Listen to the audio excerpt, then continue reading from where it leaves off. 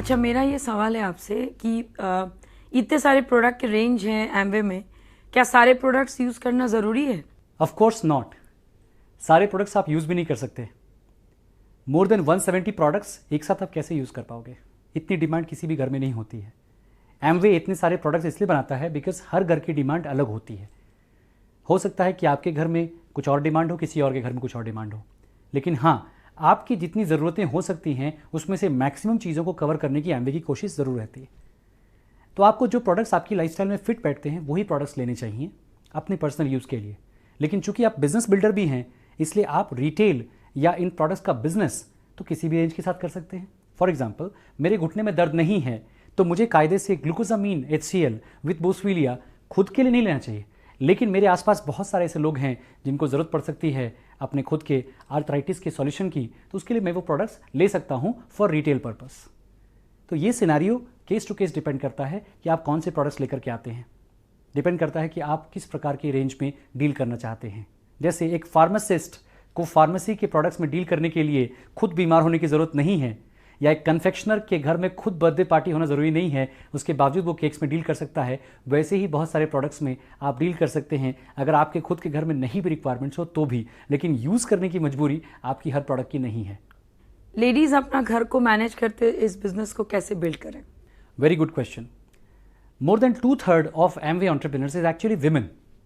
आपने बहुत अच्छा क्वेश्चन पूछा, क्योंकि लेडीज़ के साथ में बहुत सारी रिस्पॉन्सिबिलिटीज़ होती हैं। मेरे ग्रुप में भी बहुत सारी लेडीज़ हैं, उनके साथ डील करते वक्त मैं महसूस करता हूं कि उनको मल्टीपल हैट्स वेयर करने पड़ते हैं।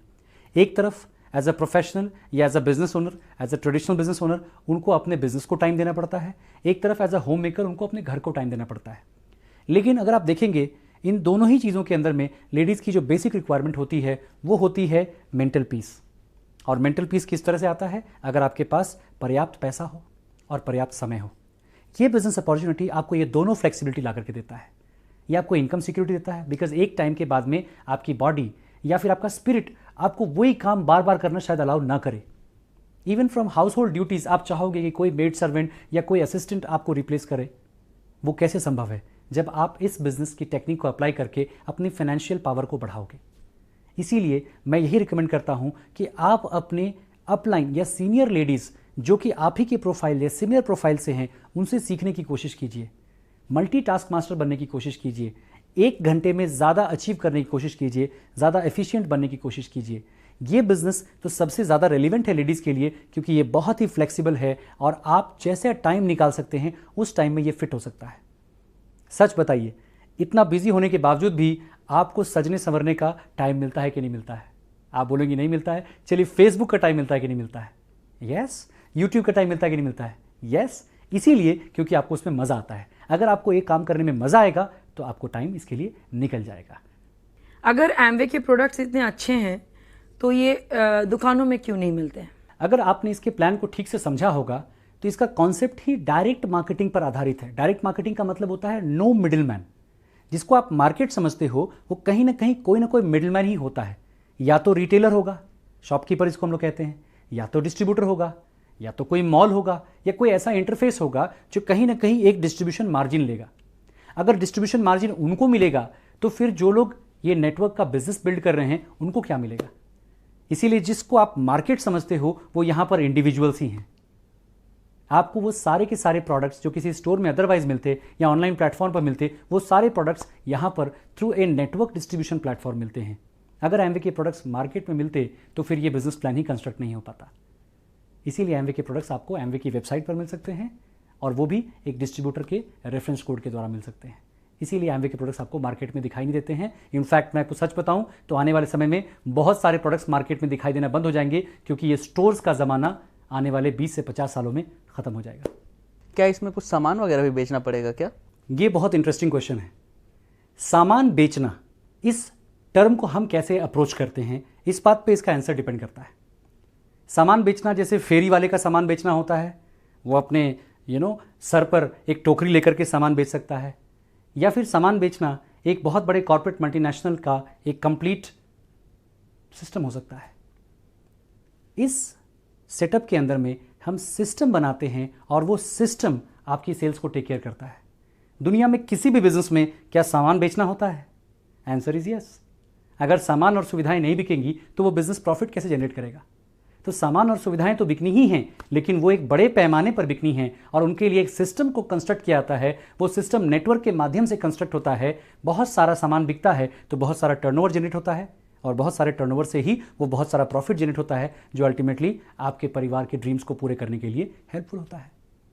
क्वेश्चन बहुत सिंपल है, क्या बड़े बड़े ऑर्गेनाइजेशंस सामान नहीं बेचते? बिल्कुल बेचते हैं, लेकिन उनके सामान बेचने में और एक फेरी वाले के सामान बेचने में बहुत अंतर है। मैं किसी को पुट डाउन नहीं कर रहा हूँ, फेरी वाले का भी सामान बेचने की टेक्निक को आप स्टडी करेंगे तो बहुत कुछ सीखने को मिल जाएगा, लेकिन मैं यहाँ पर स्केल की बात कर रहा हूँ। छोटी सी चीज़ मैं बता रहा हूँ आपको, एक चॉकलेट आप किसी को सेल करते हो तो एक छोटा टर्नओवर होता है, लेकिन उसी चॉकलेट को आप पूरे इंडिया को सेल करते हो तो आप एक बड़ी ऑर्गेनाइजेशन बन जाते हो। ये भी आपको बड़ी ऑर्गेनाइजेशन बना सिखाता है। इसी को नेटवर्क बिल्डिंग बिजनेस भी कहते हैं। जॉब सिक्योरिटी आज बहुत ही कॉमन प्रॉब्लम है, तो क्या इस बिजनेस को एज अ कैरियर ले सकते हैं? यस, इसे आप एज ए करियर बिल्ड कर सकते हैं। सबसे बड़ी बात है, करियर का मतलब सिर्फ जॉब नहीं होता है। Job is a one way to generate income. Job में आप किसी दूसरे को अपना समय बेचते हो और वो आपको पैसा देता है, और यहां पर आप दूसरों के समय को अपने कारोबार के लिए इस्तेमाल करते हो। करियर का मतलब क्या होता है? करियर का मतलब होता है एक ऐसी चीज जिसको कि आप बिल्ड करो। आप सोचो, जॉब को आप बिल्ड करते हो क्या? जिस रेज्यूमे को आप बिल्ड करते हो उसकी 60 साल के बाद शायद कोई वैल्यू ही नहीं होती, क्योंकि आपको जॉब नहीं मिलने वाली। लेकिन इस बिजनेस को जब आप बिल्ड करते हो तो ये बिजनेस 60 साल के बाद क्या, आपके जाने के बाद भी इस दुनिया से आपके साथ रहता है, आपके बच्चों के साथ रहता है। तो इसको एज ए करियर नहीं, इसको एज ए लेगेसी बिल्ड कर सकते हैं आप। इससे बड़ी चीज़ क्या हो सकती है? आप मेरा एग्जाम्पल देख सकते हैं। I had a hot shot career in the corporate life.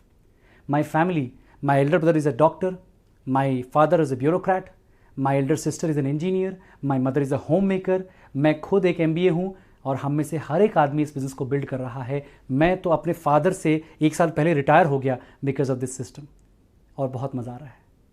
क्या ये बिजनेस लीगल है? This is a very important question. हर एक फील्ड में जिसमें हम एंटर करने जाते हैं, हमें लीगैलिटीज़ के बारे में जानना बहुत ज़रूरी है।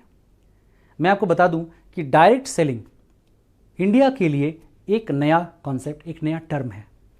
हालांकि इंडियन इकोनॉमी जब ओपन हुई एक्सटर्नल वर्ल्ड के लिए, उसमें बहुत साल नहीं हुए हैं, 25-30 साल हुए हैं। 1991 में जब इकोनॉमिक रिफॉर्म्स इंडिया में आए, उसके बाद में बहुत सारी कंपनियों ने और बहुत सारे डिफरेंट बिजनेसेस ने इंडिया में प्रवेश किया। उसमें से 1995 में डायरेक्ट सेलिंग बिजनेस ने भी एमवे के माध्यम से प्रवेश किया। लेकिन जो गवर्निंग रूल्स एंड रेगुलेशंस थे या गाइडलाइंस थी, वो उतनी ज़्यादा क्लियर नहीं थी, थोड़ी एम्बिग्विटी थी।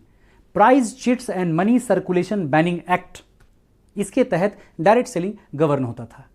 लेकिन उस एक्ट के अंदर में ये फर्क करना बहुत मुश्किल था लेजिटिमेट कंपनियों के बीच में और पॉन्जी या पिरामिड स्कीम्स के बीच में। इस कारण से कई बार एमवे को और अच्छी रेपुटेड कंपनीज को दिक्कत भी फेस करनी पड़ी। लेकिन थैंक गॉड इंडियन गवर्नमेंट ने इस चीज़ को सीरियसली लिया, डायरेक्ट सेलिंग की इंपॉर्टेंस को समझा और फाइनली डायरेक्ट सेलिंग गाइडलाइंस 2016 में बाहर निकल करके आई। आपको जानकर के बहुत खुशी होगी कि एमवे ने एक बहुत बड़ा रोल प्ले किया इन डायरेक्ट सेलिंग गाइडलाइंस को लाने में फोरफ्रंट पर, और आज के डेट में मैक्सिमम स्टेट्स ऑफ इंडिया ने इन डायरेक्ट सेलिंग गाइडलाइंस को नोटिफाई कर दिया है। सबसे अच्छी बात यह है कि ये डायरेक्ट सेलिंग गाइडलाइंस बेंचमार्क बन जाती हैं उन तमाम कंज्यूमर्स के लिए जो इस इंडस्ट्री में आप कदम रखना चाहते हैं। साथ में एक बहुत बड़ी एसोसिएशन है, उसका नाम है Indian direct sellers association, IDSA।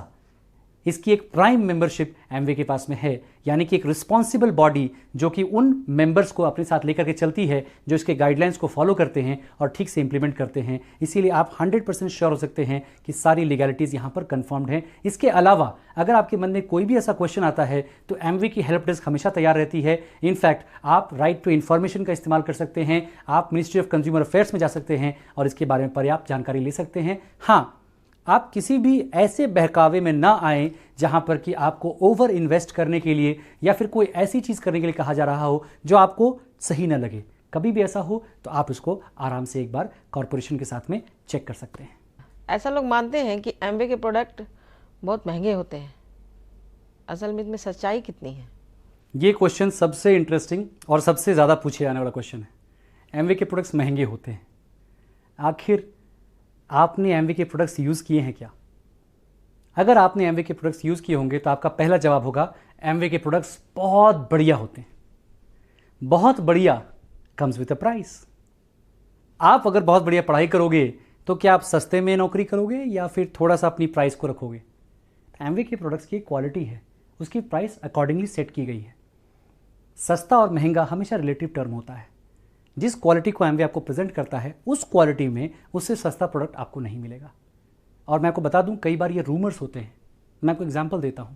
Normally market में आप टूथब्रश जो खरीदते होगे 30-40 रुपये से कम का नहीं पड़ता होगा। एक अच्छी क्वालिटी के टूथब्रश की बात कर रहा हूँ मैं। एमवे का जो पर्सोना ब्रांड है उसका टूथब्रश 26 रुपये का पड़ता है क्लासिक, और 41 रुपीज़ का पड़ता है, मैं एमआरपी की बात कर रहा हूँ, एडवांस्ड। दोस्तों ये क्या महंगा है? सच बताऊं तो एमवे के प्रोडक्ट्स एक्चुअली बहुत ही अच्छे हैं, इको फ्रेंडली हैं, सारे प्रोडक्ट्स मेड इन इंडिया हैं, वर्ल्ड क्लास क्वालिटी हैं, अपने क्षेत्र के बेहतरीन क्वालिटी के लिए होते हैं। दूसरी बात, कम दाम का होने का मतलब ये नहीं है कि बिजनेस बड़ा हो गया। अगर ऐसा ही होता तो पूरी दुनिया में लेमन जूस का बिजनेस डेयरी मिल्क या कैडबरीज जैसे बड़े प्लेयर से बड़ा होता, या टाटा नैनो सबसे ज़्यादा बिकने वाली गाड़ी होती। सस्ते का मतलब अधिक टर्नओवर नहीं होता है। हम अपने बच्चों को पढ़ाते हैं, जब वो नौकरी करने जाते हैं तो एप्पल, लीला होटल, स्विस एयरलाइंस और BMW जैसी बड़ी बड़ी कंपनी में विथ प्राइड उनको नौकरी करने भेजते हैं। इनके प्रोडक्ट्स तो बहुत ज़्यादा महंगे हैं। अगर एमवे के प्रोडक्ट्स महंगे हैं तो इन कंपनियों को तो शटर बंद कर लेना चाहिए। दोस्तों, महंगे का कॉन्सेप्ट समझना बहुत ज़रूरी है। कई सारे कॉम्पिटिटर्स ने रूमर्स फैला रखे हैं कि इनके प्रोडक्ट्स महंगे हैं। इन रूमर्स पे मत जाइए, आप खुद यूज़ होकर के देखिए। और इस यूज़ करने के लिए एमवे ने आपको एक बहुत प्यारी सी गारंटी दे रखी है, 30 डेज़ 100% सेटिस्फैक्शन और मनी रिफंड गारंटी। जिसमें मनी बैक गारंटी मिल गई, वो प्रोडक्ट महंगा कैसे हो सकता है? आप खुद चेक कर लो। आपको अगर प्राइस या वैल्यू सेटिस्फैक्शन ना मिले, आप उसको वापस कर लो। मैंने आज तक जितने भी लोगों को इसको यूज़ करते देखा है, they are mostly middle class people. Middle class लोगों के लिए एक सूटेबल रेंज की प्रोडक्ट्स बनाती है कंपनी। इसको आपको आजमा करके देखना होगा, क्योंकि सबसे महंगे आप हैं, आपका शरीर है, आपका पीस ऑफ माइंड है। उसके लिए जो अच्छे प्रोडक्ट्स बनाए उसको सैल्यूट है। इस बिजनेस को बिल्ड करने के लिए सेल्फ कॉन्फिडेंस कैसे बिल्ड किया जाए? सेल्फ कॉन्फिडेंस से पहले हमें यह एहसास करना पड़ेगा कि हमारा सपना क्या है, हमारा विजन क्या है। आप इमेजिन करो 16 साल के सचिन तेंदुलकर को, जो वेस्ट इंडीज़ के टफ बॉलिंग को या फिर इंग्लैंड के टफ बॉलिंग अटैक को फेस कर रहा है। कैसे उस 16 साल के लड़के ने अपने अंदर में सेल्फ कॉन्फिडेंस बिल्ड किया होगा जब उसने इतनी फास्ट बॉलिंग अटैक को फेस किया होगा। आप इमेजिन करो गांधी जी को, जिन्होंने साउथ अफ्रीका में ट्रेन से धक्के खाने के बाद में अंग्रेजी सरकार के अगेंस्ट लोहा लेने की शुरुआत की गई होगी। आप इमेजिन करो मदर टेरेसा को। आप इमेजिन करो उन तमाम लोगों को जिन्होंने ज़िंदगी में कुछ बड़ा करके दिखाया है। सेल्फ कॉन्फिडेंस और कुछ नहीं है, सिर्फ आपके लक्ष्यों को, अपने आप को मजबूती से टिकाए रखने की और संघर्ष के सामने घुटने नहीं टेकने की एक जिद है। अगर आपके अंदर वो जिद है तो कॉन्फिडेंस अपने आप अंदर आ जाएगा आपको। सेल्फ कॉन्फिडेंस कहीं बाहर से नहीं आता है। आप जो प्रोफेशन करते हो, या लेट्स से कि आप मदर हो, होम मेकर हो, तो अपने घर की सिचुएशंस को फेस करने कॉन्फिडेंस कहां से आता है? सिंपल, आपके पास कारण मजबूत होते हैं, आपको उनको करना अवश्यंभावी होता है। आपके पास कोई बैकडोर ऑप्शन नहीं होता है। Quitting is not an option. वैसे अगर यहां पर quitting is not an option अगर आपके लिए निहायत जरूरी है, तो कॉन्फिडेंस ही कॉन्फिडेंस आपके पास में है। जहां पीछे जाने की कोई स्कोप ही ना हो तो वहां आगे ही बढ़ेंगे। कॉन्फिडेंस एक और चीज से आता है, उसे कहते हैं नॉलेज। और कॉन्फिडेंस एक और चीज से आता है, उसे कहते हैं सोहबत या एसोसिएशन, संगत। अगर आप कॉन्फिडेंट लोगों की एसोसिएशन में आना शुरू कर देते हैं तो आपको कॉन्फिडेंस बढ़ता है, और अगर आप नॉलेज लेना शुरू कर देते हैं तो भी आपको बहुत कॉन्फिडेंस बढ़ता है। मैं आपको बता दूं कि इस चीज़ के लिए बहुत बेहतरीन सिस्टम्स अवेलेबल हैं, एजुकेशन सिस्टम्स अवेलेबल हैं। उन एजुकेशन सिस्टम्स के पास आप जा करके इस बारे में सीख सकते हैं। हम एक बहुत बेहतरीन एजुकेशन सिस्टम को फॉलो करते हैं, जहाँ पर हमें बुक्स, हमें सीडीज़, हमें एसोसिएशन मिलता है, और इससे हम बहुत कुछ सीखते हैं। हमारे अंदर का बेहतर इंसान विकसित होकर के सामने आता है। एक्चुअली अगर मैं बताऊं तो एमवे बिजनेस और कुछ नहीं है, बल्कि अपनी सेल्फ इमेज को ऊंचा करने की एजुकेशन लेने का ही बिजनेस है। सच्चाई तो यह है कि आप ब्रांड बनेंगे तो लोग आपकी तरफ अट्रैक्ट होंगे। एमवे तो ब्रांड बहुत पहले से बन चुका है। आपका बिजनेस बड़ा होगा जब आप एक बेहतर ब्रांड बनेंगे, और उसमें सेल्फ कॉन्फिडेंस एक बहुत इंपॉर्टेंट पार्ट प्ले करता है। मुझे ना अच्छे से सेल्स करना आता है, ना लोगों से अच्छी तरीके से बात करने आता है, तो फिर इस बिजनेस में लोगों को कन्विंस कैसे करूं? यस, ये क्वेश्चन भी मेरे पास बहुत बार आता है। सेल्स क्या है? सेल्स एक बहुत सिंपल टर्म है। अगर आप किसी व्यक्ति को कोई वैल्यू ऑफर करते हैं, वो खुश होता है, और उस खुशी के मारे वो आपको अपना सर्टिफिकेट यानी अपना रुपया अदा करता है। इसी को सेल्स कहते हैं। अगर आप किसी की प्रॉब्लम सॉल्व करते हैं और वो खुशी खुशी आपको एक रिवॉर्ड देता है, इसको सेल्स कहते हैं। आप सोचिए, हम में से हर एक आदमी लक्ष्मी माँ की पूजा तो ज़रूर करता है कि हे लक्ष्मी माँ मेरे घर आना, लेकिन सामान को बेचने में लक्ष्मी माँ घर आएंगी या खरीदने में आएंगी? हर एक आदमी खरीदार तो है लेकिन विक्रेता नहीं। जिस चॉकलेट को आप खरीदते हो और चाव से खाते हो, उस चॉकलेट को बेचने की अगर बात हो जाए तो हम कैसे कंफ्यूज हो जाते हैं? ओके, जिस बाइक को हम बहुत प्यार से चलाते हैं खरीद करके, उस बाइक को बेचने की बात आए तो कितना कंफ्यूज हो जाते हैं? आप सोचो, बेचना एक बहुत बड़ा शब्द है। इस शब्द का सम्मान करना हमें सीखना पड़ेगा। भारतवर्ष जब तक बेचने के शब्द का सम्मान नहीं करेगा, इसकी जीडीपी नहीं बढ़ेगी। बेचने के शब्द का सम्मान कीजिए। सेल्स आपको नहीं आती है क्योंकि आपने कभी सेल्स को सीरियसली लिया ही नहीं। क्यों ना एक बार सीरियसली लेके देखा जाए? क्यों ना सीखा जाए? आपको गाड़ी चलानी भी नहीं आती, आपको भाषा भी नहीं आती थी, आपको स्विमिंग भी नहीं आती थी, आपके बच्चे को भी मैथमेटिक्स नहीं आती है, तो क्या सीखते नहीं हैं? सीखने का तो प्रोसेस हमेशा चलता है। दूसरों को कन्विंस करने की अगर नौबत आ गई, इसका मतलब बिजनेस आपने सीखा ही नहीं। कभी किसी को कन्विंस मत कीजिए, सिर्फ लोगों से कनेक्ट कीजिए, लोगों की इश्यूज़ को समझने की कोशिश कीजिए। जैसे ही आप उनके इश्यूज़ को समझेंगे, आप उनसे कनेक्ट कर पाएंगे, कन्विंस की तो नौबत ही नहीं आएगी। दूसरी बात, अगर आपको अच्छा बोलना नहीं आता, इसका सबसे बड़ा कारण है कि आपने कभी अच्छा बोलना को प्रैक्टिस नहीं किया। जैसे मैं माइक पे अच्छा बोल सकता हूं लेकिन मैं चाय नहीं बना सकता हूं। क्यों? क्या चाय बनाना ज़्यादा डिफिकल्ट है? माइक पर बोलना ज़्यादा आसान है? नो। जिस काम को भी आपने नहीं किया वही डिफिकल्ट है, जिसको आपने कर दिया वो आसान है। तो अगर ये मेरे ग्रोथ के लिए ज़रूरी है तो क्यों ना मैं बात करना सीख लूँ। सबसे अच्छी बात इस बिज़नेस की ये है कि इसमें नुकसान के लिए कुछ नहीं है, खोने के लिए कुछ नहीं है। तो इस बिज़नेस को करने के क्रम में आप अच्छे वक्ता, maybe good in sales skills बन जाएंगे, maybe good in communication skills बन जाएंगी। और सबसे अच्छी बात यह है कि आपको अगर बोलना नहीं आता तो उससे बड़ी कला सुनना तो आ सकता है। अगर आप अच्छे लिसनर हैं तो मैं आपको गारंटी दे सकता हूं कि किसी अच्छे वक्ता से आपका बिजनेस ज़रूर ज़्यादा बड़े बनेगा, क्योंकि लोग उनको ज़्यादा पसंद करते हैं जो उनकी बात को सुनते हैं। आप अपनी क्वालिटी को निकालो, आप अपनी क्वालिटीज़ को पहचानो, उन क्वालिटीज़ को आप इस्तेमाल करो कि ये बिज़नेस इसीलिए एक डेमोक्रेटिक बिजनेस है क्योंकि इस बिजनेस में सबके लिए कुछ ना कुछ है। वरना इस बिजनेस में सिर्फ सेल्स प्रोफेशनल के लोग अच्छे होते या अच्छे वक्ता ही अच्छे होते, ऐसा बिल्कुल भी नहीं है। आप अगर प्रोफाइल्स को पलट के देखोगे तो आपको हर प्रोफाइल के लोग मिलेंगे। इस बिजनेस की सबसे बड़ी रिक्वायरमेंट है आपका ड्रीमर होना। अगर आप बहुत बड़े ड्रीमर हैं और गूंगे भी हैं, तब भी आप बहुत बड़ा बिजनेस बिल्ड कर सकते हैं।